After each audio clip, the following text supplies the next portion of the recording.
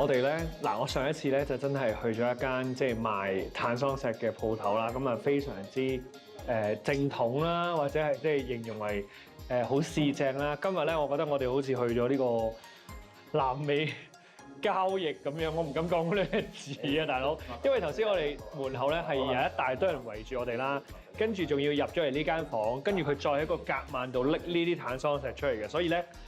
真係好似交易緊啲好重要嘅，咁當然因為呢啲係碳酸石，所以你見到佢而家影係好靚。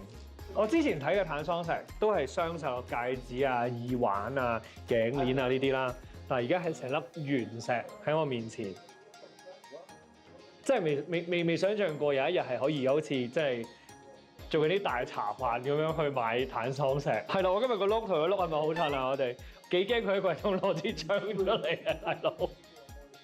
老闆啊，呢個 boss William。尋日就係佢帶我哋去嗰個碳酸石個 mine 啊。尋日就係我哋落咗去嗰個礦洞啦。今日我哋再見到佢，佢又再帶我哋睇啲真係一粒一粒嘅碳酸石。我會買㗎，認真，因為我會買俾媽咪，應承咗媽咪嘅，同埋我啲 friend。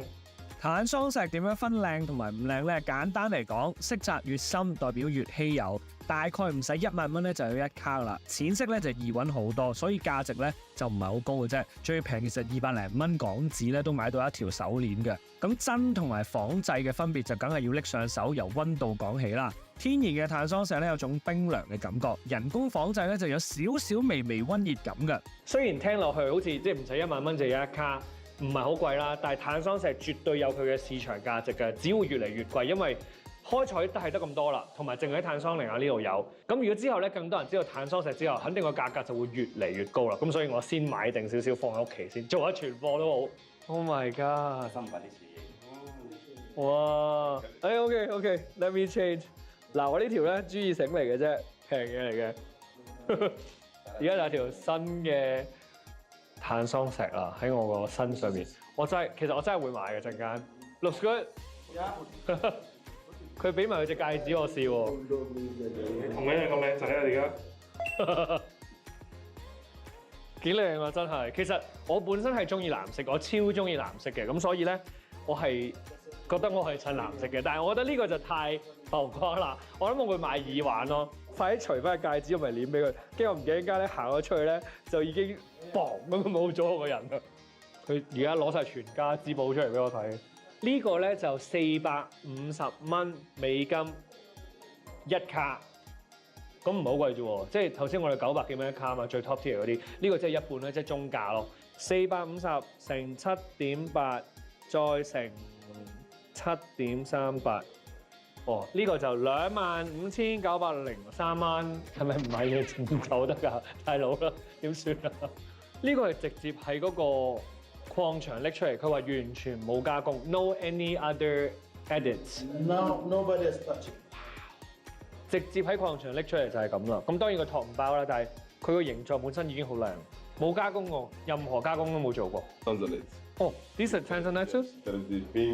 呢個原來又係碳酸石嚟喎，只不過個顏色唔一樣啫喎，粉紅色嘅但係就我哋結果咧喺度揀咗好耐啦，諗緊買啲咩啦，最終我哋而家咧就買呢2粒，咁啊 total 咧就係1115蚊美金，咁一個咧係1.56卡，一個係1.46卡，我嗰個咧就係買俾阿媽嘅，咁啊你嗰個啊梗係買俾老婆啦。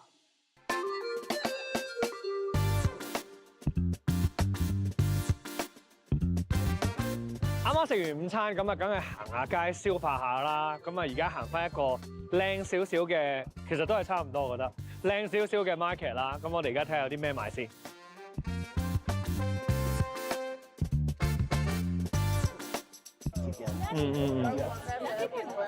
哇，秋葵啊！想食，夠唔夠膽食？喺呢度食生食會肚屙嘅喎，超 raw 啊！其實同頭先個 market 係一樣嘅咯。哇！好多人啊，救命啊！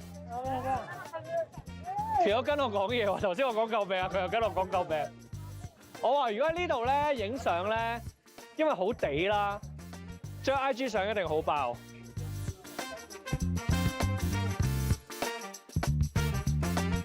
我話頭先咧嗰邊咧嗰個市集咧就係比較上面咧係雜亂啲嘅，呢度咧就 organize 啲嘅，咁所以咧係分咗兩邊。如果你唔想去買啲咁亂嘅咧，啲人就會呢邊度買嘢啦。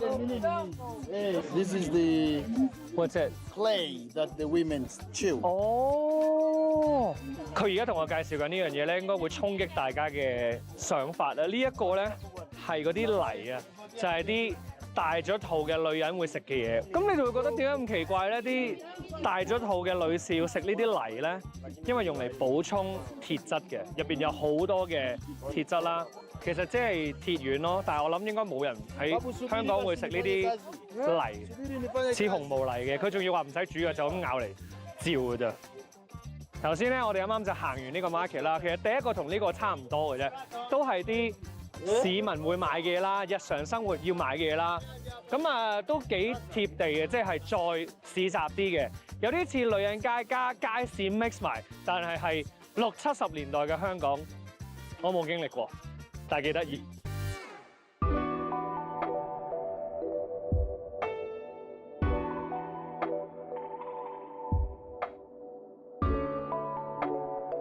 呢度咧唔知點解突然間有種感覺，好似去咗歐洲嗰啲小鎮。你望下對面，即係通常啲歐洲小鎮咧，又係傍住個山啦，起嗰啲洋房喺度啦。突然間我感覺唔似喺非洲，似去咗歐洲。同埋呢啲台啊，呢啲白色柱咧，係咪希臘咧？好似有啲希臘感覺。再細心望下佢嗰啲裝飾咧，或者係呢啲木啊，佢嗰啲雕塑啊。唔知點解係有少少當時黑人仲未解放嘅時候嗰啲殖民地統治嘅建築，咁所以其實可能都係啲歐式啊、維多利亞嗰啲建築啊，或者係其他。至於點解呢間酒店令到我感覺完全唔似喺非洲，而係似喺歐洲呢？全因為佢嘅 owner 咧本身係一個米芝蓮大廚嚟㗎。呢個米芝蓮大廚佢係嚟自比利時嘅，咁所以好多人專程慕名而嚟喺呢間酒店住呢，就係為咗食佢哋嘅晚飯啦。今晚呢間酒店咧就係走一個懷舊風嘅，我覺得係，因為咧頭先我哋行過成個莊園嘅感覺咧係好復古嘅，我好中意佢呢啲木咧，好似係有少少頭先話似希臘啦，但係再睇下咧有啲似維多利亞風啦，又有似古巴，總之都係一啲舊舊地嘅感覺嘅。咁啊並唔係我哋平時睇嗰啲金碧輝煌嘅感覺啦。入到嚟有2張床啦，因為我哋2個人啦，咁跟住呢邊咧，唔知點解佢哋準備咗第3張床，可能俾我哋擺嘢。咁再向前行咧，就係洗手間啦。咁啊，洗手間就非常之簡潔啦。今次呢個唔會有浴缸啦，一個星盤啦，一個淋浴間，簡潔完。咁啊，唔係走啲咩超級奢華嘅風噶啦，但係就一種懷舊嘅味道咯。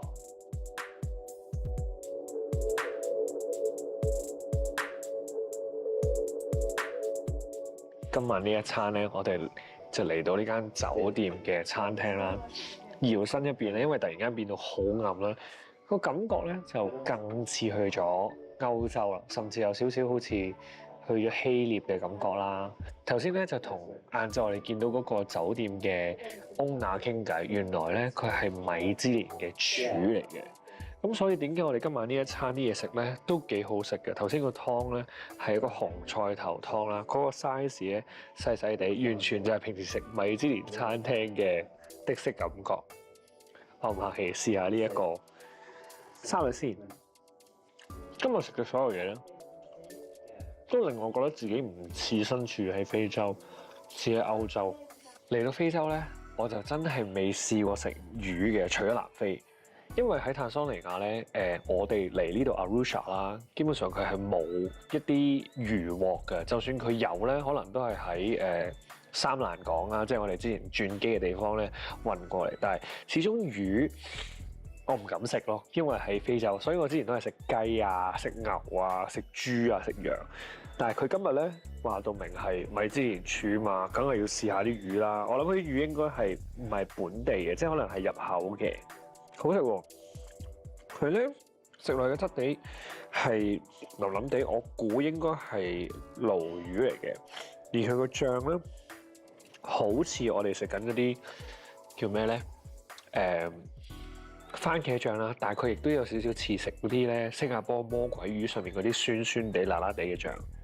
呢幾日食非洲嘢咧，都係比較偏向係冇咁精緻嘅，但係由我哋頭先食嘅前菜啦，去到個湯咧，都係賣相又好，食落去佢處理手法都好，都係比較精緻。即係我會形容為非洲嘢可能係比較粗糙啲嘅，即係冇咁 fine 咯，即係唔係好似我哋平時食一啲 fine dining 咁樣，佢會擺到好靚啊。